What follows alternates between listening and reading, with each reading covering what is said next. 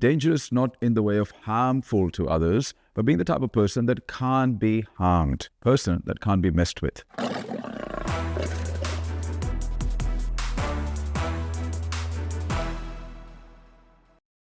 Recently, someone on social media reached out and asked me to share some of my failures and mistakes. And I thought it was a good idea because obviously, if you go into my LinkedIn profile or you go into my website or you do a Google search on my name, you'll see that there's things that I have done which I'm obviously proud of. And naturally, we talk about our achievements when we promote ourselves. But the fact is, I think it's good for me to take this opportunity to share some of my failures and mistakes because I think it gives people some perspective that nobody really gets to high achievement or success or fulfillment without lots of errors, lots of mistakes, and lots of embarrassing moments. I believe when you go through these types of challenges and problems and failures, I think it builds character. One of my first mistakes was to try and pick a job without knowing what my passion was. One of my first corporate jobs was working for a bank as a teller. And I didn't realize it at the time, but I had absolutely no interest in sitting behind a counter and counting cash. Actually, I was terrible at it. Not only was I terrible, the staff members had to stay back every day and try and help me balance my till because they always found that there was extra money. The problem was not that I had less money, the problem was I had extra money. And once I remember saying to one of the staff members, and this was in the late 90s, I remember saying to her, well, what's the problem? I have extra money. She looked at me and she said, well, it's not a good thing that you have extra money because it means that you've taken more money from somebody else. And I remember that those days were absolutely horrific because everybody had to stay back. They had to help me balance. And it was very embarrassing for me. And at that time, I had no idea what my passion was. I had no idea what my strengths were. All I was looking for was a job that would pay me a salary with a reputable company. And I'm so glad that that incident happened because through that, I realized that I was actually very good at talking to people. And I was still interested in the area of banking and money, but I just wasn't very good at counting cash, sitting behind a counter and doing administrative type of work. And if I had my time all over again, I probably would have done some personality tests, taken a stock of my strengths and my values before picking a career and a job. One of the other mistakes that I think I made is I didn't start a business early in life because I was so conditioned to seek job security and my goals were just to buy a house and a car. I really didn't think beyond that. And if I had my time all over again, I probably would have attempted to start a business at a much early age because you have more time to recover from mistakes and risks.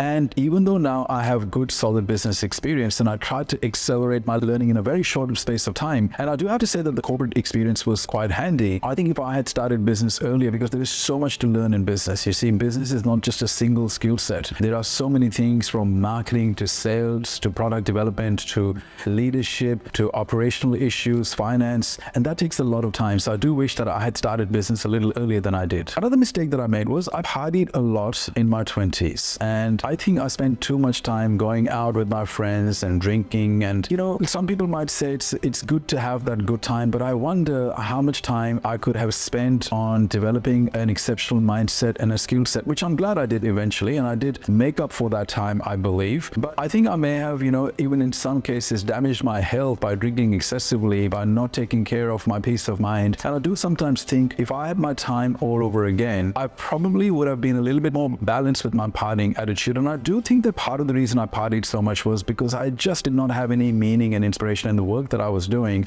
And it was like an escape. And I think if you're somebody who also has an issue with excessive partying, you can probably relate to the fact that when there is meaning and purpose and inspiration missing in your life and your work, you tend to go out there and you tend to splurge and do the types of things that feel good in the short term and provide short-term respite and relief, but in the long term can be very damaging to us. A fundamental mistake that I also made when I was younger was to have too much ego. And I think it came from a fear of not admitting that I did know everything. And instead of going out and learning from successful people, I didn't want to admit that I had ignorance. And sometimes what happens is ignorance and arrogance becomes a really bad combination. I think I was afraid for people to realize I didn't know as much. But rather than being humble and rather than saying, look, I want to learn and admitting that I didn't know as much, I think I sometimes acted out of excessive ego. And I think that prevented me from being able to learn as much as I could have when I was young. A big mistake that I made, not just once but repeatedly, was to not take enough responsibility for my life and my results. I have blamed everybody for my problems, from my parents to the government to my employer to my wife. And I think when people are frustrated, they tend to blame something else or somebody else. And now I teach success, and one of the things that I teach is that unless we take 100% responsibility for where we are, even though the tendency in the short term may be to shift blame, in the long term, if you want to be successful, we need to take 100% responsibility. So I think this was one of the fundamental mistakes that I made, was I always found somebody else to blame. But the reason I was still able to change my life was because in the long term, I took 100% responsibility and I did what I could. Another one of my mistakes that I sometimes reflect on is the fact that I sold investments too prematurely. And I think this was back in the early days of my journey when I didn't really understand the importance of time in wealth creation, and I did not fully understand the applications of compound interest as they apply to investing. I ended up making premature decisions where I ended up selling investments prematurely and ended up putting some money into lifestyle. But very quickly I realized that that was a mistake. And then since then I have prioritized investing over lifestyle to rectify that problem. Another fundamental mistake that I made was I tried to do everything on my own, and I did not get a mentor till I turned 31. So really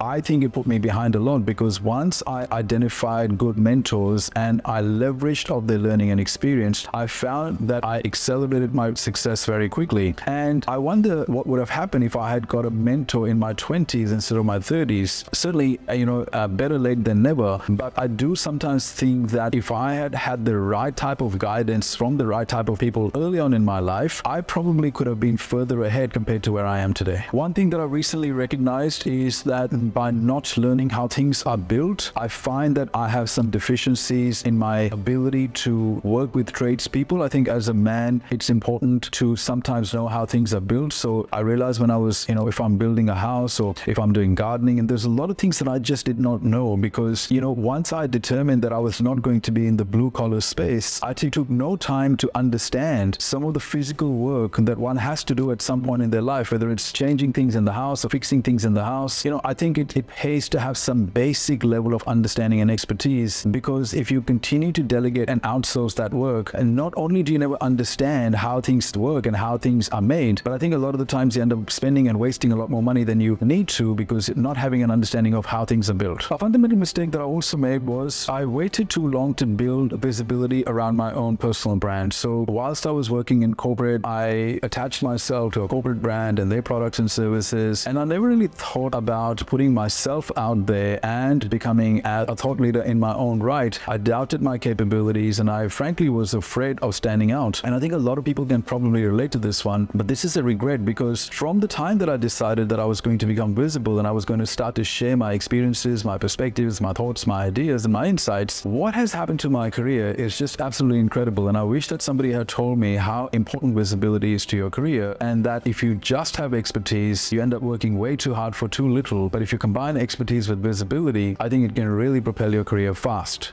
Probably the last fundamental mistake that I can think of that I continued to make a lot was to pick friends and girlfriends based on looks over personality and values. And I think a lot of the times I felt that that was the most important thing. But I think when you get older, you start to realize that personality compatibility and values alignment is way more important, because at some point when the looks deteriorate, what happens is if you don't have compatibility and you don't have foundational alignment on principles and values, it becomes very difficult, and your peace of mind can be compromised. And when your peace of mind is compromised, your whole quality of life is diminished. I hope you enjoyed learning about some of my failures and mistakes, especially if you've been following me on social media. And I think I'm proud of the fact that I did not allow those failures and mistakes to permanently disable me. In fact, I've used them as stepping stones and foundational steps to improve myself, and to use them as a basis to propel myself forward and to enhance my learning. And I think one of the things that you can do is to make a list of some of your setbacks and failures and embarrassing moments and mistakes, and ask yourself, what can you learn out of those failures and mistakes, and can you possibly use them as foundational stepping stones for the next level of your success?